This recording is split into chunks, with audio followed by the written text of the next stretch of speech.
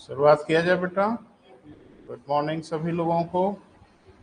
क्या चल रहा था बेटा, टॉपिक बताएं, किस विषय पे बात? एल नीनो पे बात हो रही थी, तो थोड़ा सा लिखा है ना बेटा, अगली हेडिंग बना लीजिए। नहीं नहीं, ला नीनो नहीं,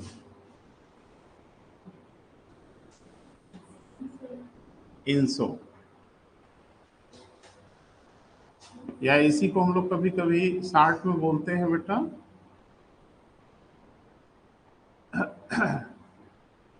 दक्षिणी दोलन, साउदर्न ऑसिलेशन। एल नीनो का, सॉरी, इंसो का पूरा नाम बेटा लिख लीजिए। इंसो का जो पूरा नाम है वो जरूर लिखिए, El Nino southern oscillation. El Nino southern oscillation, या हिंदी में कहें एल नीनो दक्षिणी दोलन, या खाली दक्षिणी दोलन। क्लियर है? तो थोड़ा सा सुनिए बेटा, उसके बाद हम लोग बात करते हैं।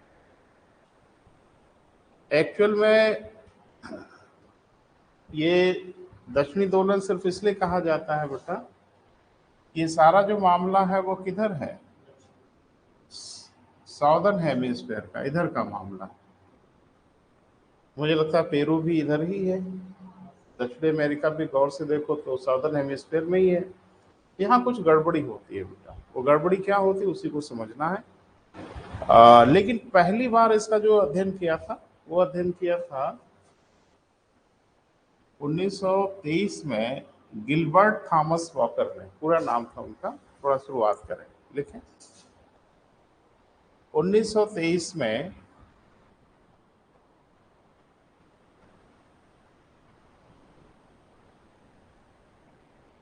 Indian meteorological service, Indian meteorological service के पहले डायरेक्टर, निदेशक,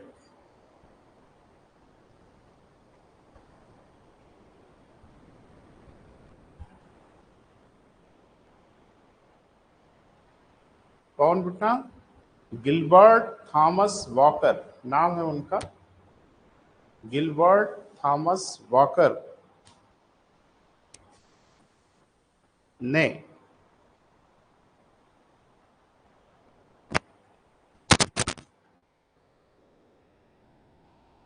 एल नीनो का व्यापक अध्ययन किया।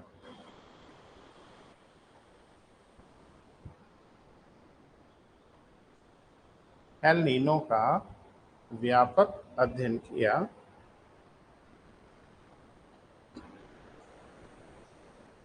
तथा उन्होंने इसे इंसो का नाम दिया। कभी कभी हिंदी में लिख के आता है बेटा इंसो, उन्होंने इसे क्या नाम दिया बेटा? इंसो का नाम दिया। अब ये क्या है, थोड़ा डायग्राम से समझने की कोशिश करिए। जैसे मैप आप देखते हो तो फ्लैट दिखता है, मैप फ्लैट नहीं है बेटा, है ना, वो गोल है।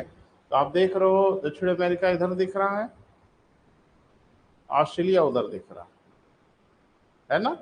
लेकिन अगर थोड़ा ध्यान से देखो तो दक्षिणी अमेरिका का जो पश्चिमी तट है वो ऑस्ट्रेलिया के पूर्वी तट के सामने है, देख लो। यानी ऑस्ट्रेलिया का जो पूर्वी तट है उसकी इधर आप बढ़ोगे तो आपको मिलेगा दक्षिण अमेरिका का पश्चिमी तट। समझ में आ रहा है? तो अगर गौर से देखो तो अगर हम इधर ऑस्ट्रेलिया कह दें और इसके ठीक इधर आपको दिखेगा साउथ अमेरिका, दिखेगा ना। और यहीं पे आपकी एक धारा प्रवाहित हो रही है जिसका नाम है पेरू की धारा। बोले बेटा, कल चर्चा हुई थी जिसे हम लोग कहते हैं हम्बोल्ट की धारा। और यहाँ पे एक समुद्री धारा प्रवाहित होती है, बोले, जिसका नाम है पूर्वी ऑस्ट्रेलिया की धारा। स्केच अभी नहीं दे पाए बेटा, आज दे देंगे। तो यहाँ पे कौन सी धारा थी? ना ना, पेरू की धारा, हम्बोल्ट की धारा, साउथ अमेरिका है बेटा, है ना, दक्षिणी अमेरिका है। और दक्षिणी अमेरिका कौन सा तट है? ये पश्चिमी तट है। तो दक्षिणी अमेरिका के पश्चिमी तट पे कौन सी धारा है? बोले बेटा, पेरू की धारा। और ये ऑस्ट्रेलिया है। ऑस्ट्रेलिया के पूरब की ओर, ऑस्ट्रेलिया उधर देखिए मैप में, ऑस्ट्रेलिया का पूरब किधर दिख रहा है? दिख रहा है ना? तो ये ऑस्ट्रेलिया का पूर्वी तट नहीं है? सही तो वही ऑस्ट्रेलिया का पूर्वी तट है। यहाँ पे एक धारा है गर्म, जिसको लोग पूर्वी ऑस्ट्रेलिया की धारा भी कहते हैं। सामान्य रूप से होता यह है कि यहाँ एक छोटा सा वायु का एक सेल बनती है, जैसे ऑस्ट्रेलिया है ना बेटा, और इधर क्या है? दक्षिणी अमेरिका। तो इसके बीच में ये पूर्वी ऑस्ट्रेलिया हो गया, ये पश्चिमी तट हो गया इसका। यहाँ पे क्या है? ठंडी धारा है, बोल नहीं रहे हैं, कोल्ड करंट है। और यहाँ पे क्या है? हॉट करंट है। कोल्ड करंट का क्या नाम है? पेरू की धारा, या इसे ही हम लोग हम्बोल्ट की धारा कहते हैं। और इसका क्या नाम है? पूर्वी ऑस्ट्रेलिया की धारा। थोड़ा ये भी दिख जाए तो अच्छा रहेगा। यानी ये सारा मामला किधर का है बेटा? दक्षिणी गोलार्ध में। होता ये है कि यहाँ चूंकि गर्म पवन है, इससे सागर के आसपास का इलाका थोड़ा गर्म हो जाता है, वायु भी थोड़ी गर्म होती है, बोल नहीं रहे। ये ठंडा इलाका है, तो आसपास की वायु भी ठंडी हो जाती है, ठंडी होकर थोड़ा नीचे की ओर आती है। तो यहाँ पे बन जाता है क्या बेटा? High pressure. इस इलाके में बनेगा कि नहीं बनेगा? और यहाँ पे क्या बनेगा? Low pressure. पवन किधर से किधर चलते हैं ये बहुत बार पढ़ा है, हाई से लो की ओर। यहाँ एक अस्थायी पवन का क्रम बनता है जो इधर से इधर चलते हैं और ऊपर से इधर चलते हैं। यही पवन जो आती है ना ऑस्ट्रेलिया की ओर से, इधर से, यही दक्षिणी पश्चिमी मानसून को और ताकत देते हैं और शक्ति देते हैं और वर्षा ठीक ठाक हो जाती है। अब होता यह है कि 2 से 7 वर्ष के अंतराल पे मामला एक उलट हो जाता है। ये तो हॉट रहता ही है, ये भी हॉट हो गया। कब हो गया? जब एल नीनो उत्पन्न हो गया। 2 से 7 वर्ष के अंतराल पे जब पेरू की ठंडी धारा की जगह पे क्या हो गई? एल नीनो गर्म धारा हो गई। तो ये भी गर्म हो गई, बोल नहीं रहे, ये भी गर्म है। अब इस 2 गर्म में एक तो ठंडी होगी ना, तो हाँ हाँ हाँ, थोड़ा सा हाँ, मैंने कहा ठंडा गर्म हमेशा एक सापेक्षिक शब्द होता है, कोई ठंडा और गर्म एब्सोल्यूट फिनोमेना नहीं होती। तो अब ये क्या हो गई बेटा? हॉट हो गई, और ये अब इसकी तुलना में ठंडी हो जाती है। तब इसको हम लोग क्या बोलते हैं बेटा? कोल्ड। ध्यान रखना, ये हॉट है लेकिन ये ज्यादा हॉट हो गया। तो अब हाँ, सापेक्षिक, तो ये गर्म हो गया, यानी एल नीनो गर्म हो गई और ये उसकी तुलना में ठंडी। अब ये गर्म हो गई तो यहाँ पे क्या होगा? High pressure. अरे ठंडी हो गई ना बेटा, तो हाई प्रेशर, और यहाँ पे लो प्रेशर। इसका ठीक उल्टा हो गया, क्योंकि धारा का नेचर ही उल्टा हो गया। अब क्या होगा? अब धरातल पे इधर से इधर और ऊपर से इधर से, तो आपको लग नहीं रहा कि इसका ठीक उलट हो गया? बोल नहीं रहे। सामान्य रूप से यह दशा, और जब एल नीनो आ जाती है तो यह दशा। तो पहले इधर से इधर धरातल पे, फिर इधर से इधर। इसी को गिलबर्ट थॉमस वाकर ने वाकर कोशिका कहा। एक सेल बन रही है, बंद कोशिका बन रही है। ये कोशिका जो बन रही है इसका क्या नाम दिया गया? वाकर सेल, वाकर कोशिका कहा गया। क्लियर है बेटा? और वाकर कोशिका भी बन गई और एक दोलन हो रहा है। ऑस्ट्रेलिया से दक्षिण अमेरिका और दक्षिण अमेरिका से ऑस्ट्रेलिया के बीच में, इसी को नाम दिया गया क्या बेटा, साउदर्न ऑसिलेशन, दक्षिणी दोलन। ये तो एलिनो की स्थिति है। जब एलिनो की विपरीत स्थिति यानी फिर ये स्थिति बहाल होती है तो थोड़ा तेज बहाल होती है, तो इसको लानिनो कह दिया जाता है। लानिनो में स्थिति सामान्य तो होती है लेकिन कुछ ज्यादा ही सामान्य होने लगती है, तो अनावृष्टि जो होती है उसकी जगह पे अतिवृष्टि शुरू हो जाती है। इसलिए एक चीज आपने नोटिस किया होगा, 4-5 साल में बाढ़ और 4-5 साल में एक सूखा, ये फ्रिक्वेंट होने वाली घटनाएं हैं जो होती रहती है। क्लियर है बेटा? तो डायग्राम से अगर बनाओ तो बढ़िया है, कहो तो डायग्राम हम फिर से बना दें, या समझ में आ रहा हो तो बड़ा अच्छा है। डायग्राम से दिखाइए तो ज्यादा बेहतर है।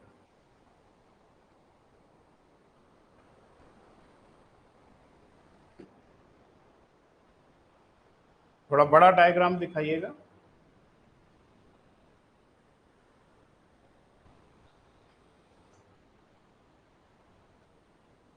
शब्दों में लिखा देंगे बेटा, पढ़ के समझ में आ जाएगा, लेकिन पहले एक डायग्राम बना के दिखा लो तो आपके लिए ज्यादा अच्छा है। गोलार्ध गोलार्ध भी दिखा देना, जीरो ऊपर दिखा दोगे तो समझ में आ जाएगा कि दक्षिणी गोलार्ध की बात हो रही है।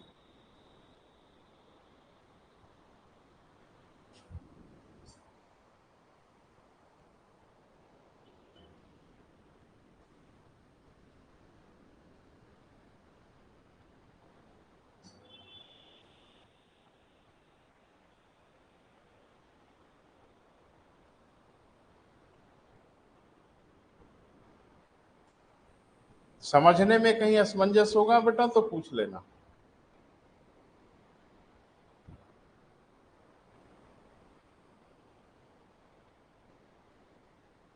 सामान्य जो स्थिति होती है वो ये होती है कि ऑस्ट्रेलिया का जो पूर्वी तट है वहां पे एक समुद्री धारा होती है जिसका नाम क्या है बेटा, पूर्वी ऑस्ट्रेलिया की धारा, वो गर्म होती है। सामान्य रूप से दक्षिणी अमेरिका का जो पश्चिमी तट है वहां एक समुद्री धारा विद्यमान रहती है जिसका नाम है पेरू की या हम्बोल्ट की धारा, जो ठंडी होती है। ये हॉट मैंने लिख दिया, ये कोल्ड लिख दिया। अब ऐसी स्थिति में क्या होगा कि नीचे वाला देखो, ये पूरा मामला। अब ऐसी स्थिति में डेफिनेटली जहां हॉट करंट होगी वहां सागर के ऊपर लो प्रेशर होगा, और जहां ठंडी धारा होगी वहां हाई प्रेशर होगा। और पवन अब चलेगी दक्षिणी अमेरिका की ओर से ऑस्ट्रेलिया की ओर। पश्चिमी तट से किधर चलेगी, ऑस्ट्रेलिया के पूर्वी तट की ओर चलेगी। देखो एक सर्कुलेशन बनेगा ना, नीचे से अगर इधर चलेगी तो ऊपर से उधर तो जाना ही होगा ना, तभी ना सर्कुलेशन बनेगा। ये तो सामान्य स्थिति है। लेकिन 2 से 7 वर्ष के अंतराल पे एक ये स्थिति भी बन जाती है। वो क्या हो जाती है, जो पेरू की धारा है वो कन्वर्ट हो जाती है किसमें, एल नीनो में, और इसकी तुलना में पूर्वी ऑस्ट्रेलिया की धारा ठंडी हो जाती है। ठंडी मतलब हाई प्रेशर, गर्म मतलब लो प्रेशर। बन गया। अब वही हवा जो इधर से इधर आ रही थी अब वो ऑस्ट्रेलिया की ओर से जाने लगेगी, किधर, पेरू के तटों की ओर, और वो जाके पेरू के तटों पे बारिश करने लगती है।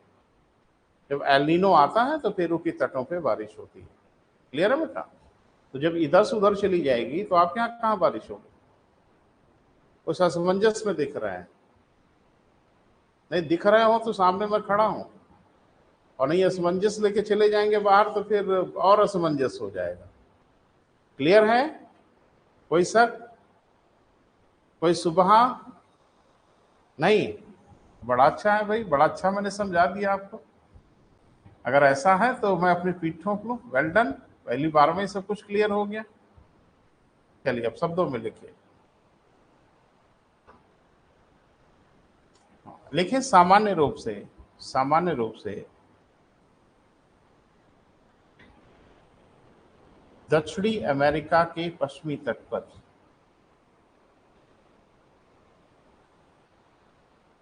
दक्षिणी अमेरिका के कौन से तट पे बेटा, पश्चिमी तट पे पेरू की धारा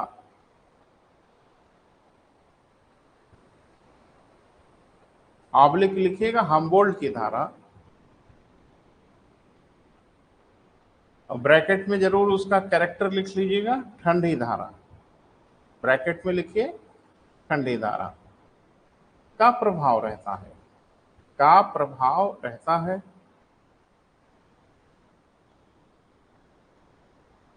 जिसके कारण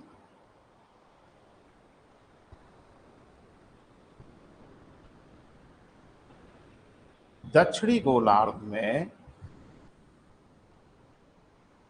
अफ्रीका बोल रहे हैं, दक्षिणी अमेरिका के पश्चिमी तटों पर उच्च वायुदाब का क्षेत्र बनता है।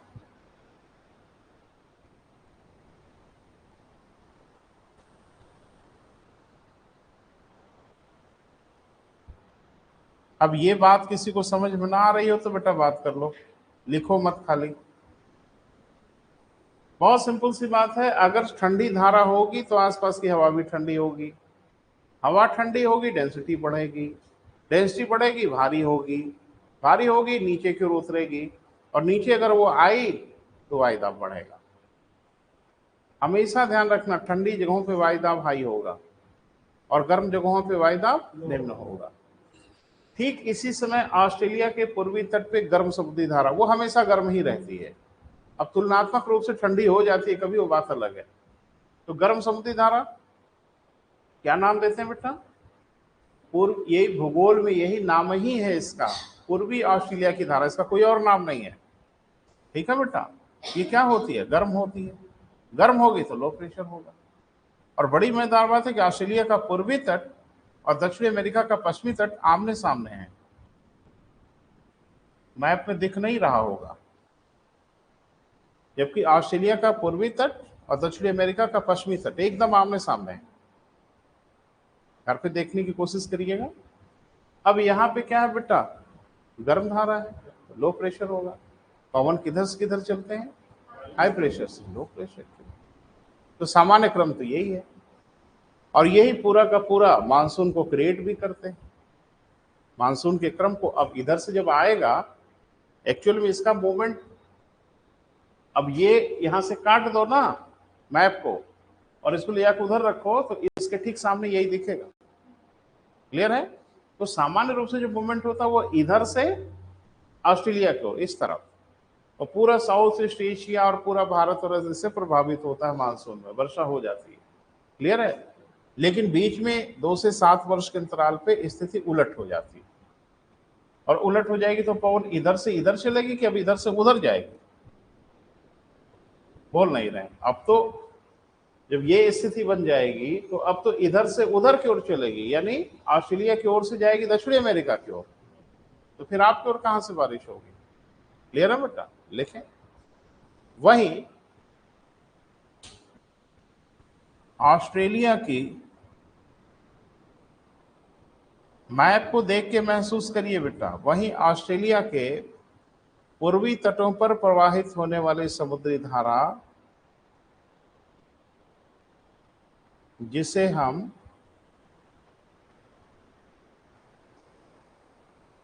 हम पूर्वी ऑस्ट्रेलिया की धारा कहते हैं,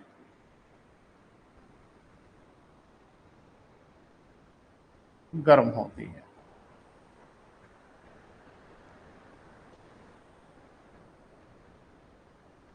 अतः सागरों पर निम्न वायुदाब का क्षेत्र बनता है।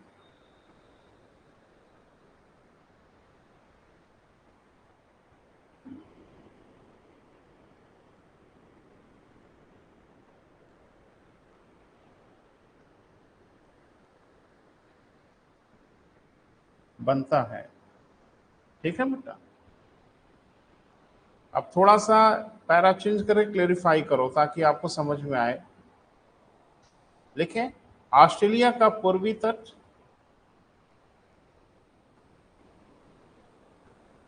तथा दक्षिणी अमेरिका का पश्चिमी तट एक दूसरे के सामने हैं।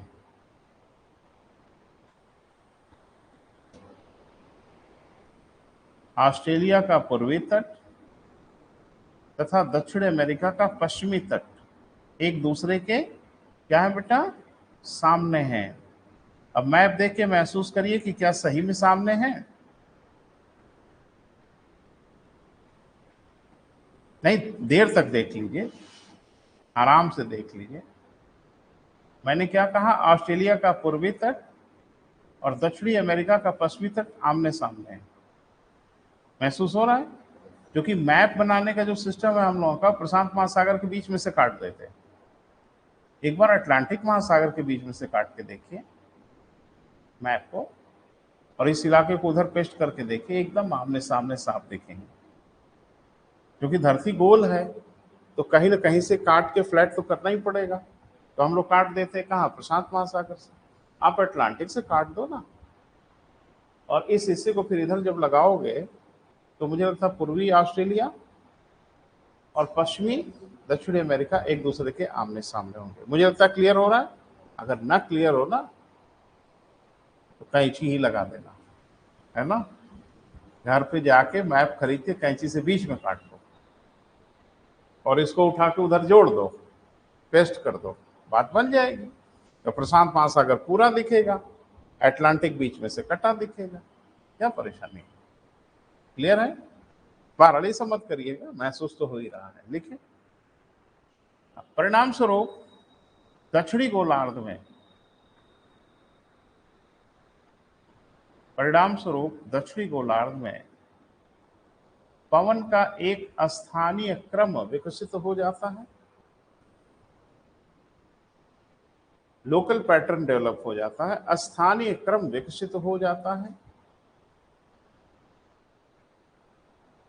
एल नीनो बड़ा आसान नहीं था बेटा, जो 2 लाइन पढ़ के काम चला रहे थे, है ना। स्थानीय क्रम विकसित होता है जिसमें पवन पेरू के तटों की ओर से ऑस्ट्रेलिया के पूर्वी तटों की ओर चलती है।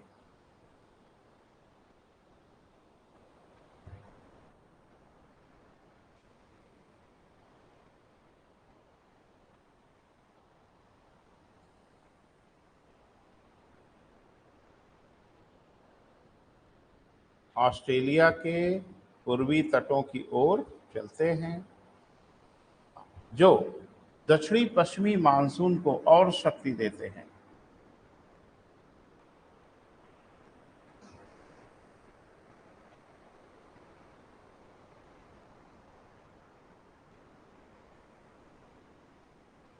ठीक है,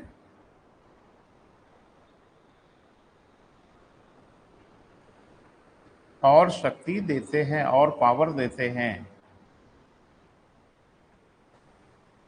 तथा यह इस संपूर्ण क्षेत्र पर, तथा यह इस संपूर्ण क्षेत्र पर मतलब दक्षिण पूर्व एशिया, तथा यह इस संपूर्ण क्षेत्र पर प्रभावी होती है।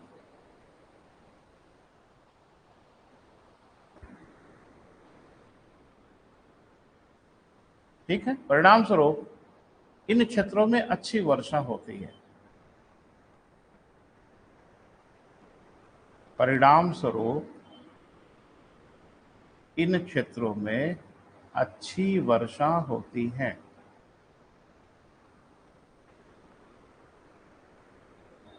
हाँ, तो शनिवार को तैयार रहिएगा,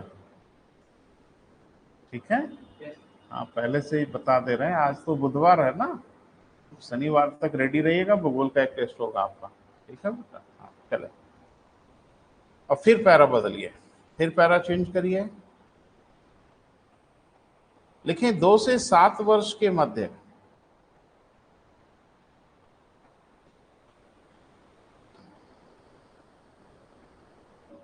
पेरू की ठंडी धारा के स्थान पे एक गर्म धारा का वृत्त उत्पन्न होता है।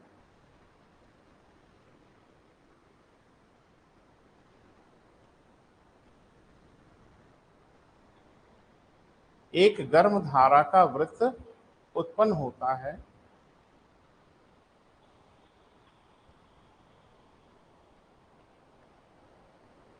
क्लियर है बेटा, जिसे हम एल नीनो के नाम से जानते हैं। चर्चा हो चुकी है थोड़ी सी, जिसे हम किस नाम से बेटा, एल नीनो के नाम से जानते हैं।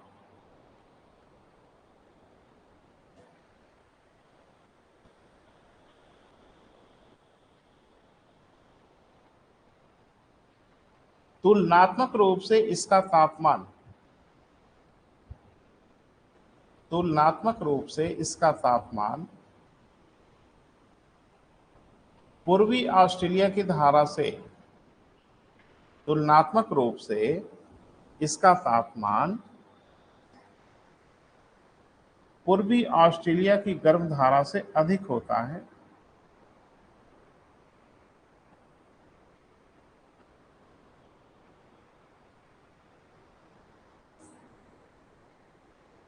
इस कारण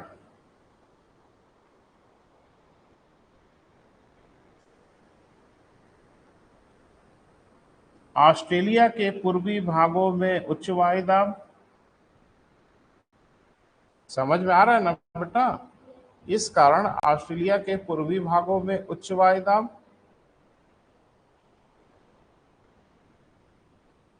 तथा पेरू के तटों के पास निम्न वायुदाब का क्षेत्र बनता है।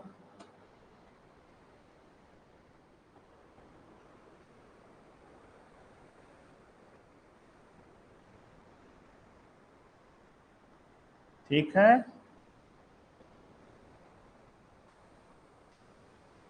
पवन के क्रम में विपरीत परिवर्तन हो जाता है।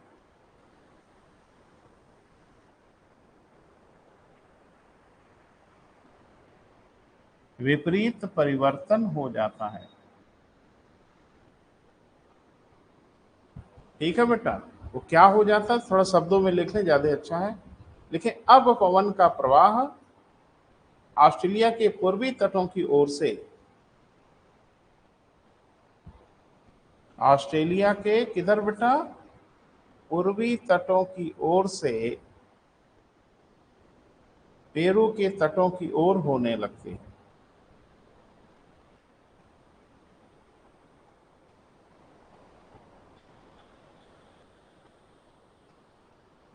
क्लियर है? कोई डाउट हो बेटा, मैं सामने उपस्थित हूं, बात कर लीजिए। प्रयास किया है, कोई तकलीफ ना हो आपको। क्लियर हुआ?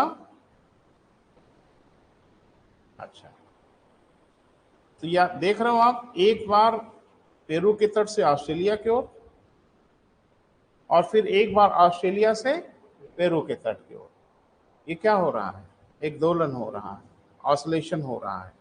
रेगुलर नहीं हो रहा है, लेकिन 2-2 साल 3-3 साल के डिफरेंस पे ये घटना हो रही है।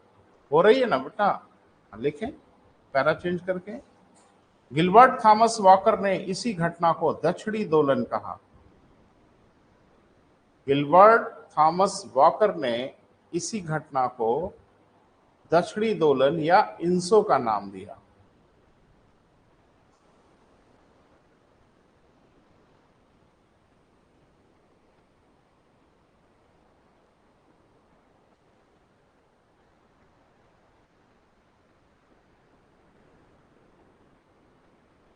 इसमें पवन की एक कोशिका का निर्माण होता है। इसमें पवन के, सॉरी सेंटेंस ठीक करो, इसमें पवन के प्रवाह की एक कोशिका का निर्माण होता है जिसे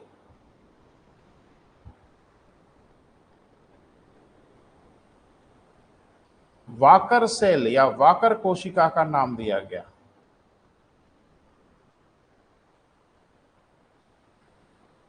जिसे क्या नाम दिया गया बेटा? वाकर कोशिका। अरे भाई देखो ना इधर, ये एक कोशिका ही तो बनी। अगर गौर से देखो तो ये ऑस्ट्रेलिया है और ये साउथ अमेरिका है। एक बार पवन इधर चल रही है, बोले, और एक बार पवन इधर चल रही है। एक बार इधर से इधर आ रही है और एक बार इधर से इधर जा रही है। तो क्या हो रहा है? कोशिका तो बनी रही है, लेकिन ये कोशिका में दोलन हो रहा है, कभी इधर से उधर कभी इधर से उधर। इसी को नाम दिया गया बेटा इंसो, या इसी को हम लोग कहते हैं दक्षिणी दोलन। और जो कोशिका बनती है उस कोशिका का नाम है वॉकर सेल। अब वो कैसे प्रश्न पूछेंगे, किस तरह से घेरेंगे, आप समझिएगा, है ना? मैंने चीजें स्पष्ट कर दी। कोई डाउट हो तो अभी मैं हूं बेटा, क्योंकि अब आप इसे दोबारा नहीं पढ़ेंगे। यह है उम्मीद, फिर पढ़ेंगे। नहीं एक ही चीज थोड़ी पढ़ेंगे, कुछ असमंजस बेटा। अब ये है थोड़ा कंफ्यूजन कि आखिरकार ये एल नीनो क्यों उत्पन्न हो जाती है रह रह के।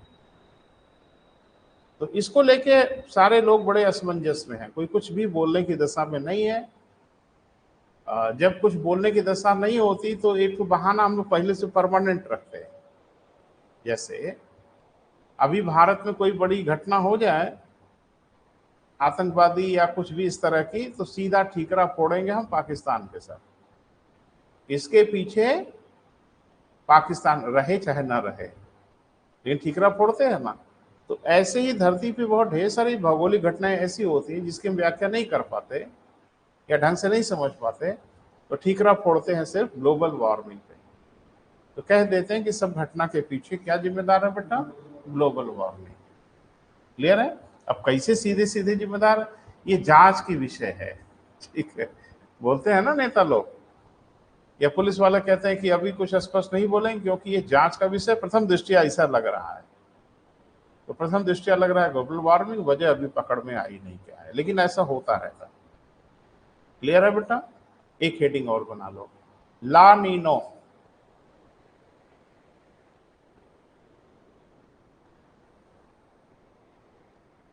हिंदी इंग्लिश किसी में लिखो, कोई परेशानी नहीं। ला नीनो लिखें। यह भी स्पेनिश भाषा का शब्द है।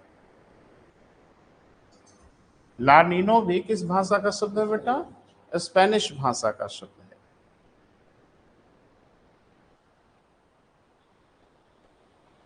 जिसका अर्थ छोटी बहन, लिटिल सिस्टर होता है।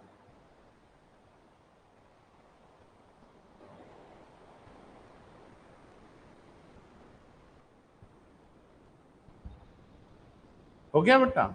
लिखें, यह एल नीनो की पूरक घटना है। यानी एल नीनो के बाद जब सामान्य स्थिति बहाल हो जाती है बेटा, तो उसको हम लोग क्या बोलते हैं, ला नीनो। ये एल नीनो की पूरक घटना है।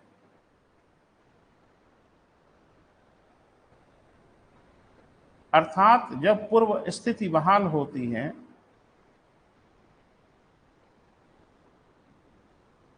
तो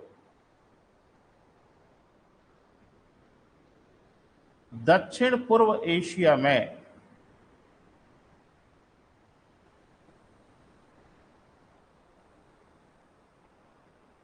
अतिवृष्टि की स्थिति उत्पन्न होती। अतिवृष्टि माने बाढ़, वृष्टि माने वर्षा, अति माने अधिक।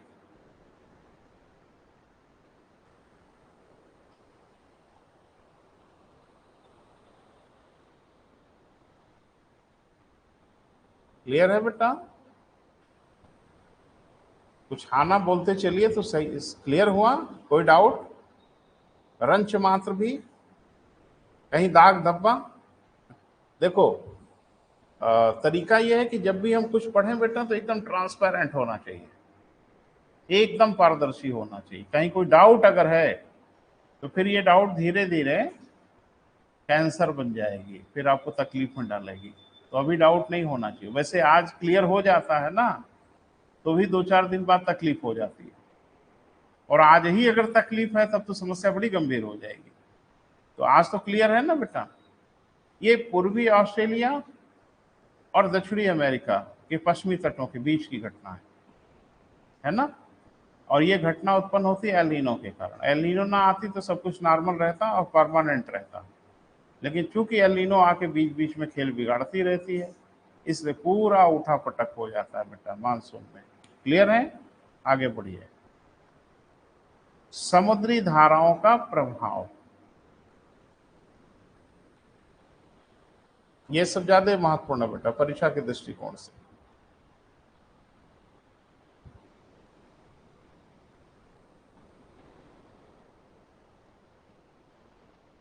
समुद्री धाराओं का प्रभाव। अब यह है कि प्रभाव तो बहुत है, लेकिन हर दृष्टिकोण से प्रभाव देखने की कोशिश करेंगे, है ना बेटा। तो मैं जैसे कुछ उदाहरण बताऊं, पहला तो ये देखना पड़ेगा बेटा कि तापमान की दृष्टि में क्या प्रभाव पड़ता है, यानी टेम्परेचर को भी ये प्रभावित करती है। दूसरा, वर्षा को प्रभावित करती है।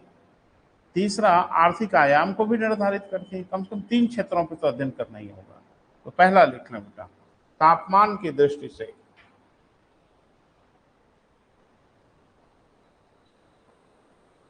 पहला क्या बेटा? तापमान की दृष्टि से।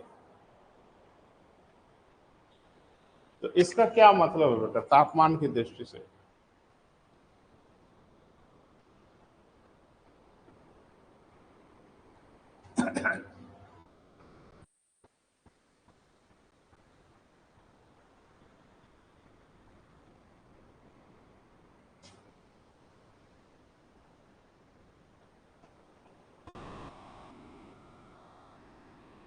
समुद्री धारा का बेटा प्रभाव,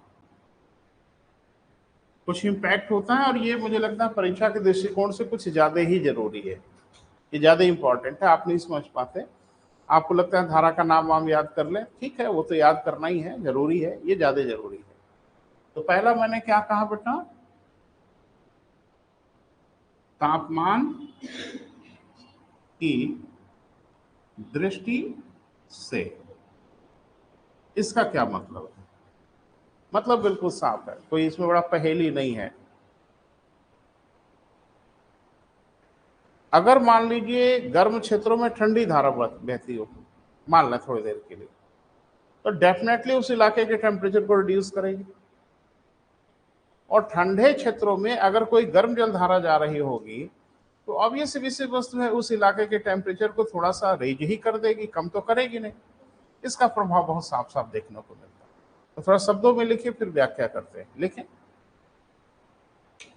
यदि गर्म समुद्री धारा ठंडे क्षेत्रों में प्रवेश करती है तो, यदि गर्म समुद्री धारा कहां बेटा, ठंडे क्षेत्रों में प्रवेश करती है तो इन क्षेत्रों के तापमान को बढ़ा देती है।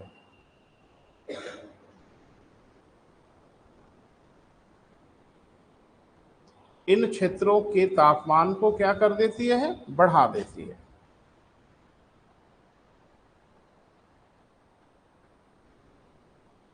क्लियर है बेटा? अब इसका उदाहरण से थोड़ा समझते हैं बेटा, है ना, एग्जाम्पल के माध्यम से समझते हैं। गल्फ स्ट्रीम, मुझे लगता है भूगोल का हर विद्यार्थी समझता है गल्फ स्ट्रीम क्या है। गल्फ स्ट्रीम का पानी गर्म है, बताना नहीं है। तो गल्फ स्ट्रीम का पानी जब आगे बढ़ता है, यानी उत्तरी अमेरिका के पूर्वी तटों के सहारे सहारे जब वो आगे बढ़ता है तो रास्ते में आ जाता है पश्चिमा पवन के मार्ग में, है ना बेटा। और जैसे ही पश्चिमा पवन के मार्ग में आता है, पछुआ हवाएं इसके ऊपर के पानी को खींचते हुए आगे लेके चली जाती है, किधर, ग्रीनलैंड की तरफ लेके चली जाती है। क्लियर है बेटा? और तब उसको नाम हम लोग क्या दे देते हैं, उत्तरी अटलांटिक प्रवाह, नॉर्थ अटलांटिक ड्रिफ्ट। और ये क्या करता है, ये उन इलाकों में इस पानी को लेके चला जाता है, गर्म पानी को, जो इलाके काफी ठंडे होते हैं, है ना बेटा। अब उस ठंडे इलाके में जैसे नॉर्वे है, स्वीडन है, डेनमार्क है, इंग्लैंड है, तो शीतकाल में ये इलाका बहुत ठंडा होने लगता है। और इस इलाके में गल्फ स्ट्रीम का गर्म पानी पछुआ पवन के प्रभाव से उत्तरी अटलांटिक प्रवाह के रूप में जब पहुंचता है तो उस पूरे इलाके के तापमान को उच्च बना देता है। और कोई सागर वगैरह का हिस्सा फ्रीज नहीं होने पाता, जमने नहीं पाता। इसलिए पूरा इलाका वर्ष भर नौ परिवहन के योग्य बना रहता है, यानी जहाजें हमेशा आती जाती रहती। क्लियर है बेटा? और बिल्कुल इसी अक्षांश पे आप देखिए कनाडा का पूर्वी तट, लैटिट्यूड बिल्कुल वही है, और ये एकदम से फ्रीज हो जाते हैं। उसके पीछे कारण है कि उधर से एक आती है लेब्राडोर की धारा, ठंडी धारा आती है इस तरफ से, यहां से आती है, ये बैफिन की खाड़ी से आती है, लेब्राडोर की बहुत ठंडी होती है। और मुझे तो इस इलाके से आने ठंडी होगी। तो लेब्राडोर की जो ठंडी धारा है वो बैफिन की खाड़ी से आती है, और वो क्या करती है बेटा कि पूरे इलाके को फ्रीज कर देती है। और ये कनाडा का जो पूर्वी तट है वो शीतकाल में एकदम फ्रीज हो जाता है, एकदम जम जाता है। तो कितनी मजेदार बात है, अटलांटिक महासागर के पूरब की ओर सब कुछ सामान्य है और पश्चिम की ओर पूरा सागर ही फ्रीज कर जा रहा है। इसके पीछे कौन जिम्मेदार है बेटा? समुद्री धारा जिम्मेदार है और कोई जिम्मेदार नहीं। लिख लें। हाँ, कुछ लाइन लिखा है शायद, बोल दो बेटा तो आगे बढ़े। लास्ट वाली लाइन बढ़ा देती है, लिखें। गल्फ स्ट्रीम की गर्म धारा, गल्फ स्ट्रीम की गर्म धारा पछुआ पवन के प्रभाव में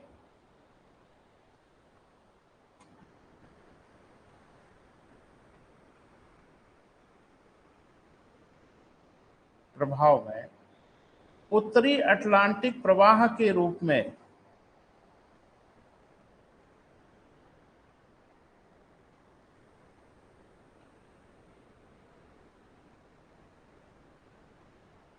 उत्तरी अटलांटिक क्या बेटा प्रवाह के रूप में नॉर्वे, स्वीडन, डेनमार्क, ब्रिटेन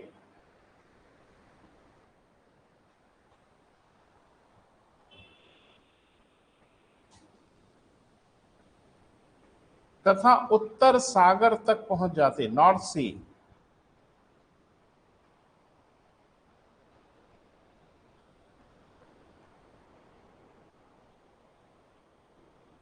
उत्तर सागर मैप में देख के समझ लोगे कहां है?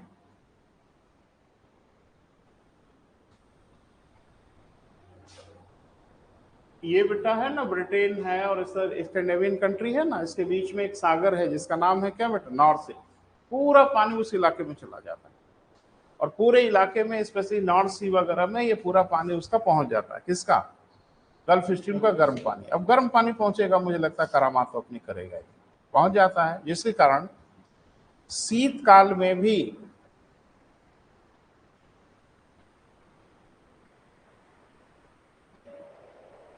इनके तट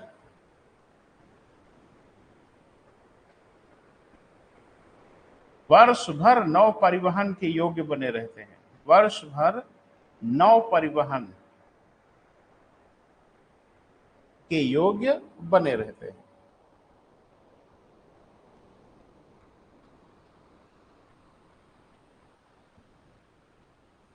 क्लियर है बेटा? तो इसका क्या कारण है बताइए?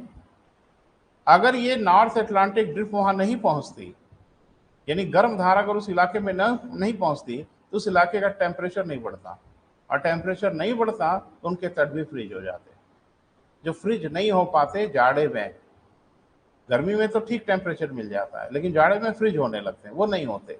वर्ष भर बंदरगाह खुले रहते हैं, जहाज का आवागमन होता रहता है। एक नोट बनाइए बेटा, थोड़ा सा लिख लीजिए। स्कैंडिनेवियन राष्ट्र,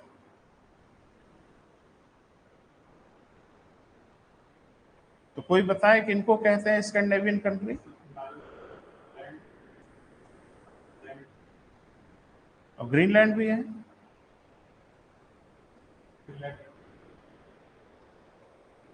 मैंने तो नहीं देखा ग्रीनलैंड कहीं।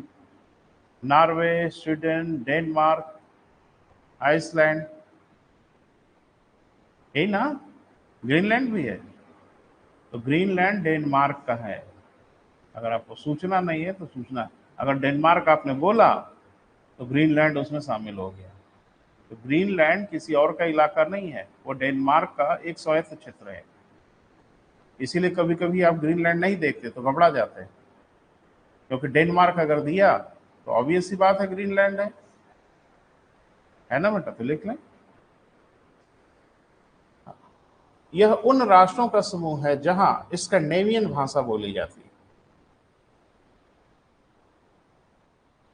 यह उन राष्ट्रों का समूह है जहां कौन सी भाषा बेटा? स्कैंडिनेवियन।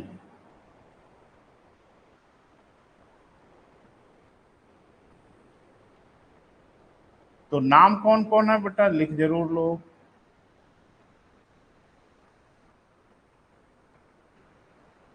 हाँ, इसके अंतर्गत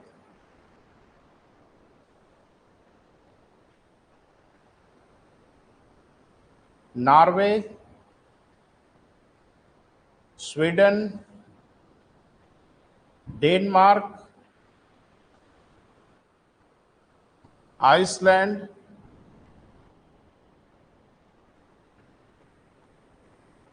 ग्रीनलैंड। ग्रीनलैंड लिखा है ना, तो ब्रैकेट में लिख लीजिए डेनमार्क का स्वायत्त क्षेत्र।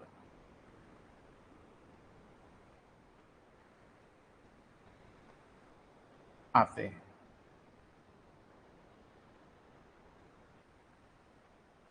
ठीक है। अब फिर मुख्य धारा में लौटते हैं। अब ये तो नोट था ना बीच बीच में, तो अभी मुख्य धारा में क्या पढ़ रहे थे कि ठंडे क्षेत्रों में जब गर्म समुद्री धारा जाती है तो टेम्परेचर बढ़ा देगी। क्लियर है बेटा? लिखें पैरा चेंज करके। वहीं अब ये नोट्स नहीं है बेटा, ये फिर जो लिख रहे थे उसी के आगे लिखें। वहीं समान अक्षांशों पर होते हुए भी, वहीं समान अक्षांशों पर होते हुए भी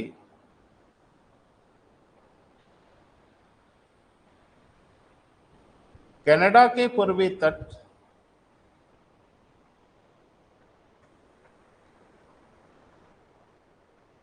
शीतकाल में जम जाते हैं।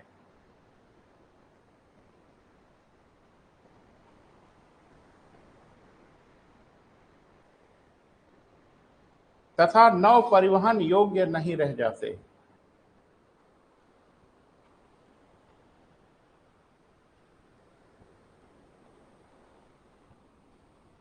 नौ परिवहन योग्य नहीं रह जाते। क्लियर है बेटा? तो इसका क्या कारण है भाई? कारण क्या है वो लिखना पड़ेगा ना बेटा, लिखें। इसका कारण बैफिन की खाड़ी की ओर से आने वाले, बैफिन की खाड़ी की ओर से, अब ये जो नाम वाम आ रहा है ना बेटा, उसको मैप में प्लीज ढूंढ के देखिएगा। बैफिन की खाड़ी की ओर से आने वाली लैब्राडोर की ठंडी धारा, लैब्राडोर की ठंडी धारा उत्तरदायी है।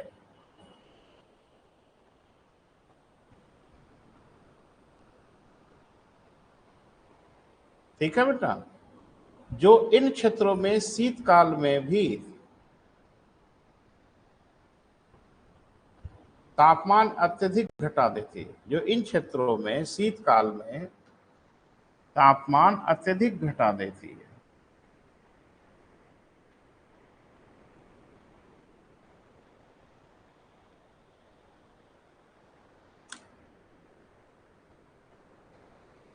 ठीक है भैया? क्वेश्चन पूछा जाएगा ना, निबंध आएगा लिखने के। निबंध उबंध तो आएगा मेंस में ना, तो प्री में क्वेश्चन आएगा। स्कैंडिनेवियन कंट्री के जो तट हैं वो शीतकाल में क्यों खुले रहते हैं? अब देगा विकल्प चार्ट हो, बताना पड़ेगा, कहानी सजेगी। और ये सब पूछा गया है बेटा आपसे, वो सब समझना है। कारण उत्तरी अटलांटिक प्रवाह, और विकल्प में कुछ नहीं ढूंढना। क्वेश्चन कैसे पूछेगा आप समझिएगा। मेरा काम पढ़ाना है, सो मैं पढ़ा रहा हूँ। अब इसमें से क्वेश्चन किस डिजाइन के होंगे वो आप समझिएगा, और आप कहेंगे कि नहीं नहीं सर थोड़ा आप समझाइए, तो हम शनिवार को समझाएंगे। ठीक है? सैटरडे को आपको समझाएंगे कि क्वेश्चन यहाँ से कैसे पूछा जाएगा। लेकिन हम अनंत क्वेश्चन तो नहीं पूछ सकते, इनफाइनाइट क्वेश्चन तो नहीं पूछ सकते। कुछ पूछेंगे उसमें चार्ट छोड़ के, देखिएगा क्या है ना बेटा? आगे हेडिंग बनाइए, वर्षा के दृष्टिकोण से। ये तो हो गया तापमान के दृष्टिकोण से, और अगला क्या बेटा? वर्षा के दृष्टिकोण से।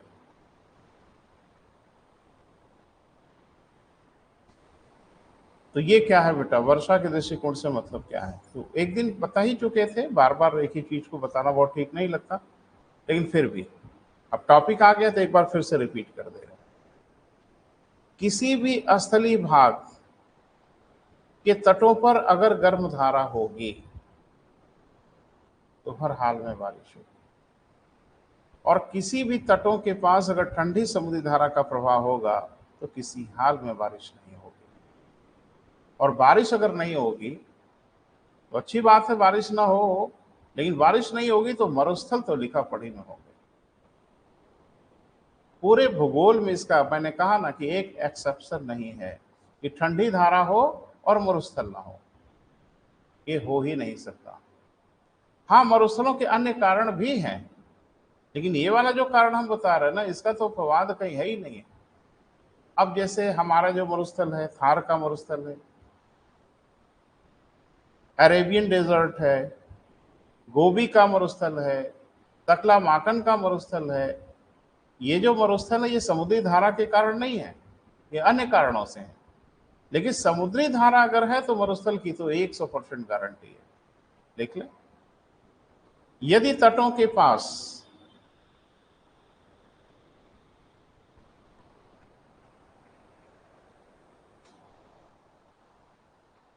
गर्म समुद्री धारा का प्रभाव होगा तो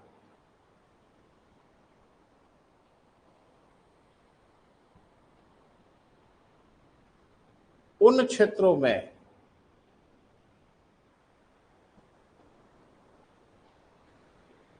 अनिवार्य रूप से वर्षा होती है तथा अच्छी वर्षा होती है।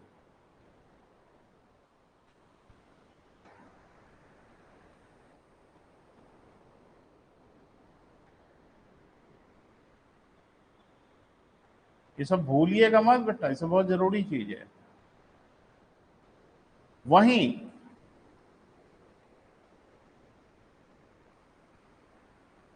यदि तटों के पास ठंडी समुद्री धारा का प्रभाव होगा तो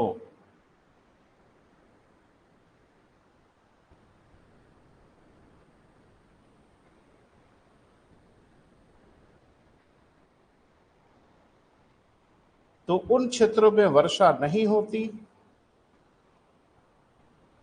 तो उन क्षेत्रों में क्या बेटा, वर्षा नहीं होती।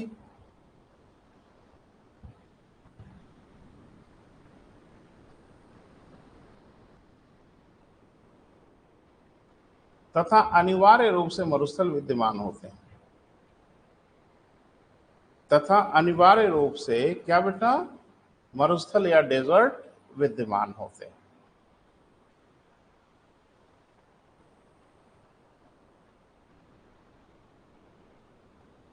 ठीक है बेटा, अब थोड़ी आंख से देखो तो ज्यादा अच्छा, मैप से जरा देखने की कोशिश करते हैं।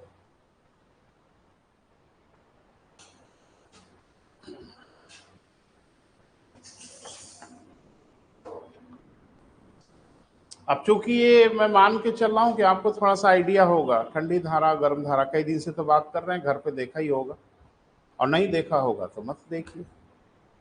सिर्फ मेरी ही लाइबिलिटी थोड़ा ही है, आपकी भी। हर जगह लिखा हुआ था, हम तो देंगे आपको, एक आध तो दिया था, है ना, सबको उपलब्ध करा देंगे। यहाँ पे पूर्वी ऑस्ट्रेलिया की धारा भी चर्चा में आई थी, कैसी धारा है, और एक धारा इधर है, ठंडी है, जिसको लोग कहते हैं पश्चिमी ऑस्ट्रेलिया की धारा। और पश्चिमी ऑस्ट्रेलिया की धारा होगी तो अपना काम करेगी। पूरा पूरा ऑस्ट्रेलिया का पश्चिमी भाग मरुस्थल है, great Sandy, great Victorian, Gibson, Simpson, सारे मरुस्थल हैं ऑस्ट्रेलिया में। क्लियर है, पहले देख लो एक बार, फिर हम लोग लिखते हैं। बेंगुला की धारा ठंडी धारा है, एकदम बगल में मरुस्थल है कालाहारी का। कौन सा मरुस्थल बेटा, कालाहारी का मरुस्थल है। कैनेरी की ठंडी धारा है, दुनिया का सबसे बड़ा मरुस्थल है। अरे यार, आटाकामा के पीछे पड़ गए हो भाई आप। सहारा, आटाकामा दुनिया का सबसे बड़ा मरुस्थल है, सहारा का मरुस्थल। और इसके ठीक बीच में आप देखोगे गिनी की धारा है, गर्म धारा है, भीषण वर्षा होती है इस इलाके में। बेंगुला इधर है, कैनेरी इधर है, ये दोनों ठंडी है, बारिश नहीं होने देती। मिल रही है धारा वारा, दिख रही है, हाँ वेरी गुड। गिनी की धारा कैसी है, गिनी का तट है देखो, दिखा? धारा वाला खोलो।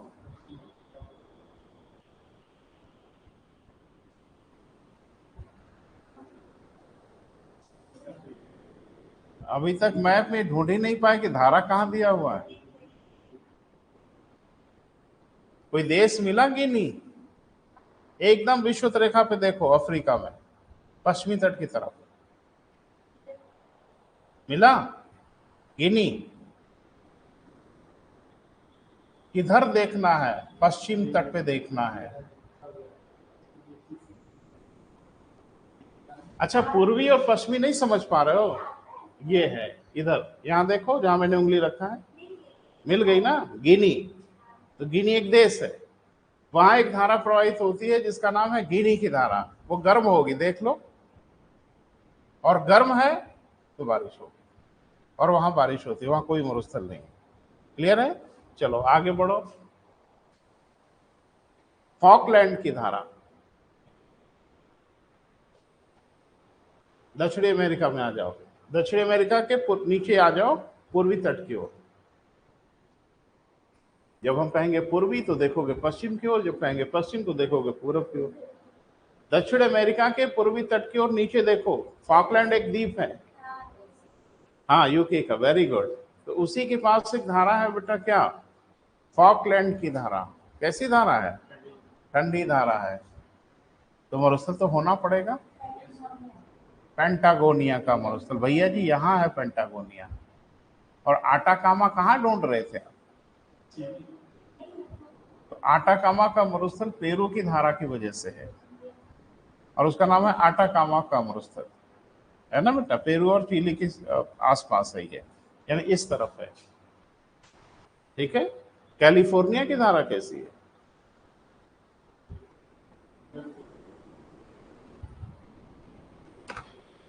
वो बढ़िया काम हो रहा है ना बेटा?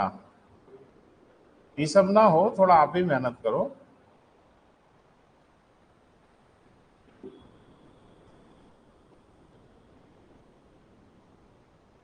अच्छा, नहीं पता है? कहीं समुद्री धारा नहीं दिया है क्या इसमें? दिया जरूर होगा, अब ढूंढ नहीं पा रहे हैं बच्चे। कैलिफोर्निया की धारा ठंडी धारा है। ठीक है? अब मिलेगा ही, मिलेगा नहीं तो जाएगा कहाँ? कैलिफोर्निया की धारा क्या है बेटा? ठंडी समुद्री धारा है। तो मरुस्थल होना पड़ेगा। हाँ बिल्कुल मरुस्थल है। अरे भाई, अल्मागार्दो का मरुस्थल है, जहाँ न्यू मैक्सिको का मरुस्थल है, जहाँ अमेरिका ने पहली बार परमाणु बम का परीक्षण किया, सब उसी इलाके में मरुस्थल। क्लियर है बेटा? मैंने क्या बोला? अपवाद एक नहीं मिलेगा, सिंगल। जहां ठंडी धारा होगी वहां आपको मरुस्थल दिखेगा, है ना? थोड़ा लिख लिया जाए बेटा। लास्ट लाइन क्या लिखा है जरा बोल दो। अनिवार्य रूप से होंगे। तो थोड़ा उदाहरण से लेके चलें बेटा। लिखें पश्चिमी ऑस्ट्रेलिया। अब जो नाम हम लिखेंगे धारा को, ठंडी ही होगी, तो ठंडी ठंडी नहीं लिख पाएंगे। पश्चिमी ऑस्ट्रेलिया की धारा कैसी है? हाँ तो लिखेंगे नहीं ठंडी है, ठंडी का ही उदाहरण दे रहे हैं। डैश करिए, एक तरफ धारा लिखिए, एक तरफ थोड़ा डैश करके जगह दीजिए। तो ऑस्ट्रेलिया में मरुस्थल होंगे। आप तो डरे हुए लग रहे हो भाई, काहे डर रहे हो? पीछे घबराने की जरूरत नहीं है बेटा, पढ़ना है, पहली पहली बार आ रहा है तो याद करना पड़ेगा। पश्चिमी ऑस्ट्रेलिया की धारा माने ये ऑस्ट्रेलिया है, इधर पूरब और इधर पश्चिम। तो पश्चिम ऑस्ट्रेलिया की, अभी हम स्केच देंगे बेटा तो और क्लियर हो जाएगा। ये क्या है? ठंडी धारा है, तो यहाँ मरुस्थल होगा। हाँ बिल्कुल है। कौन कौन है नाम लिख ले। Great Sandy,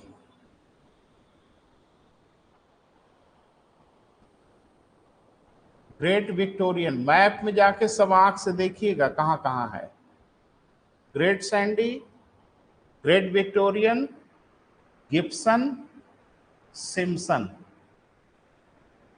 Gibson, Simpson, Simpson. हो गया बेटा? चलिए अब धीरे धीरे खंगाला जाए एक तरफ से। बेंगुला की धारा, बेंगुला,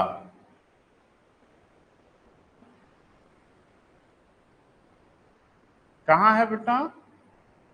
अफ्रीका के, या दक्षिणी अफ्रीका कह लो, दक्षिणी अमेरिका के पश्चिमी तटों के पास है। तो बेंगुला की धारा कैसी है बेटा? ठंडी है। मरुस्थल होगा, क्या नाम है मरुस्थल का? कालाहारी का मरुस्थल।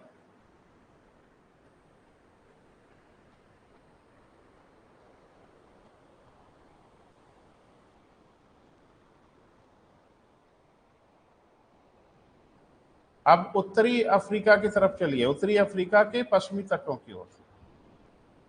ठीक है बेटा, जो हम बोले उसको महसूस करो मैप में।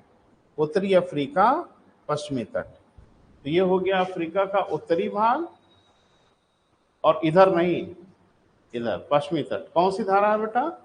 कैनेरी की धारा। मरुस्थल होगा। अरे कुछ हाँ ना बोलते चलो ना भैया। हाँ, क्या नाम है? अरे दुनिया का सबसे बड़ा मरुस्थल है, सहारा का मरुस्थल।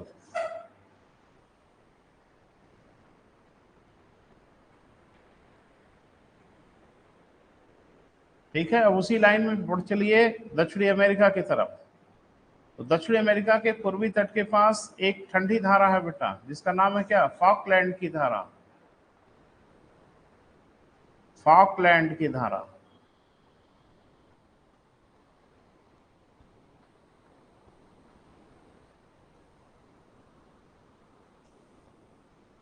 मरुस्थल होगा, नाम बोलो। पेंटागोनिया का मरुस्थल।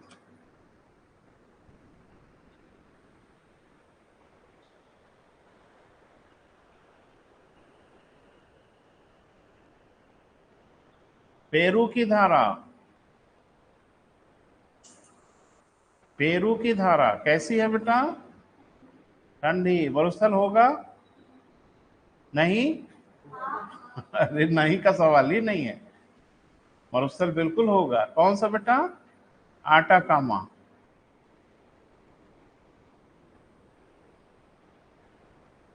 कैलिफोर्निया की धारा।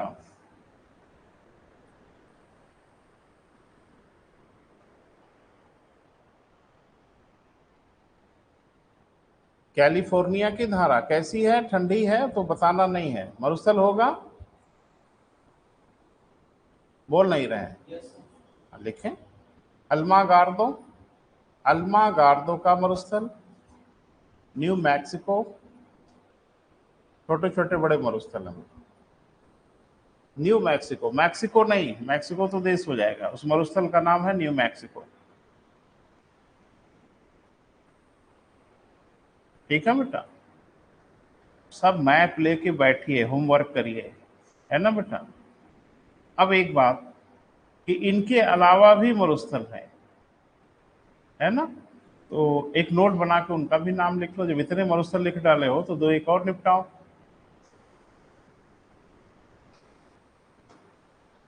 तकला माकन। तकला माकन का मरुस्थल खूब पीसेस में पूछा गया है। पेपर नहीं देखे हो मित्र, ये बिल्कुल गवाही दे रहा है। देखे होते तो याद आ ही जाता कि हाँ सर ये तो पीसेस में पूछा गया। तकला माकन का मरुस्थल कहाँ है बेटा? चीन में है। गोबी। गोभी नहीं, बकरी वाला, गोबी का मरुस्थल। अच्छा, हमारे मित्र गोभी ही लिखे थे। गोभी, वेरी गुड। गोभी का मरुस्थल कहाँ है बेटा? मंगोलिया। हाँ, मंगोलिया थोड़ा चीन में भी है, बॉर्डर पे। ज्यादा विस्तार कहाँ है बेटा? मंगोलिया। मंगोल सुने हो ना? अरे मंगोल आक्रमण इतिहास पढ़े होगे तो भारत में पढ़ा होगा मंगोलिया, और बड़े बदमाश थे सब। तैमूरलंग और चंगेज खां, ये सब मंगोल थे, और बड़े आतताई थे, तबाही मचाते थे भाई। जिधर से गुजरते थे उधर बेवजह लोगों को मारते थे। आतताई वो है ही है। मंगोलिया में आज भी एक कहावत है, बड़े क्रूर टाइप के लोग होते हैं। देखो कहते हैं ना कि आप अगर क्लाइमेटिक कंडीशन आपकी हॉर्स है, जलवायु की दशाएं आपकी हॉर्स है, जहां आप रहते हैं वैसा आपका नेचर भी हो जाता है। जैसे हम लोग जिस इलाके में रहते हैं अभी इस समय माहौल एकदम ठीक है नहीं, गर्मी वर्मी एकदम बेहाल है और एकदम झगड़े के मूड में हमेशा रहते हैं। अरे दिमाग हमेशा ऐसे ही बेकार हुआ है एकदम से, अब बाहर कोई बोला तो युद्ध हो जाएगा, है ना। तो लड़ाई झगड़ा हम लोग अक्सर करते रहते हैं। जितनी जोर जोर से हम लोग नॉर्मल बातचीत करते हैं उतना तो गुजरातियों के साथ अगर बोल दो गुजरात में तो उनका हार्ट फेल हो जाए। वो बड़े ठंडे विचार के व्यक्ति हैं, लोग बिजनेस व्यापार करने वाले आदमी हैं, वो झगड़ा झंझट नहीं पसंद करते भाई।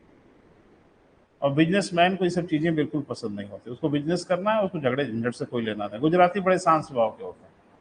एक बार मैं ट्रेन से यात्रा कर रहा था, मुझे एक आदमी मिला, तो मैंने पूछा भैया क्या करते हो आप? तो उन्होंने कहा कि मैं गुजरात की एक कॉटन मिल में, वहाँ सूती वस्त्र वगैरह भी बनते हैं गुजरात में, तो कहा कॉटन मिल में हिंदी ऑफिसर हूँ। उनका रहने वाले कहाँ के आप? तो उन्होंने कहा मैं गुजरात का ही हूँ। तो हम कहे कि यूपी के लोगों को रखना चाहिए था, हिंदी बढ़िया बोल रहे थे, हिंदी भाषी क्षेत्रों में डील करने के लिए वो रखते हैं। कहा कि नहीं, वो मालिक लोग नहीं रखते यूपी के लोगों को। उनका क्यों? कहा वो जोर जोर से बोलते हैं। तो गुजराती को ये सब पसंद है नहीं। एक चीज बताओ, जहाँ का क्लाइमेटिक कंडीशन हॉर्स है, जीवन के लिए रोज जंग हो रही है, वहां के लोग एग्रेसिव होते हैं, आक्रामक होते हैं।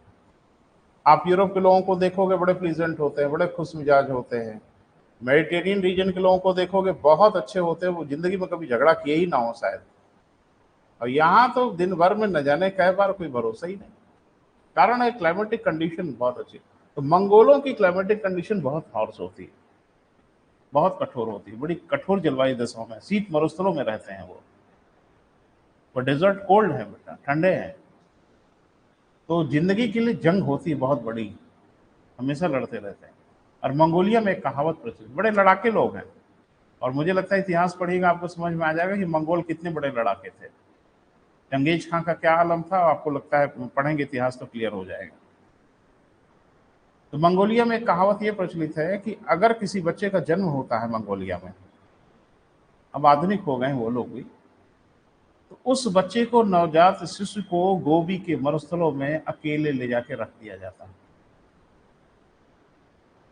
कम से कम रात भर के लिए। अगर वो बच गया तो घर आएगा और नहीं तो वहीं मरेगा। ये वहां की परंपरा है। और वजह वो ये मानते हैं कि जो बच्चा गोबी के मरुस्थलों में सरवाइव कर सके उसे ही यहाँ जीने का अधिकार है मंगोलिया में, अदरवाइज उसको जीने का अधिकार नहीं है। हम लोग घरों में भी छोटे बच्चे होते हैं भाई, इतने प्यार से हम लोग रखते हैं उसको, गोबी के मरुस्थल में डेजर्ट में ले जाकर रखाएंगे कि जहाँ दिन तो जो है सो है ही है, रात भयानक सर्द हो जाती है। तो उन लोगों की वो है ही है वैसे लड़ाके लोग। अब जिस बच्चे के पैदा होते ही आप ये घटना कर दोगे, वो बड़ा होके क्या क्या करेगा आप अंदाजा लगा दो ना। उसको गोबी के मरुस्थल में इसलिए रखते हैं कि अगर वो गोबी के मरुस्थल रात भर जिंदा रह पाया तो फिर ये मंगोलिया में जीने का अधिकार है उसके पास, नहीं तो मरी जाए तो अच्छा है। वैसा देश है भैया वो गोबी का मरुस्थल। क्लियर है बेटा? तो एक हेडिंग बना लीजिए, छोड़ दीजिए, कल बात करेंगे आर्थिक दृष्टिकोण से बेटा। आज यही समाप्त कर रहे हैं बेटा।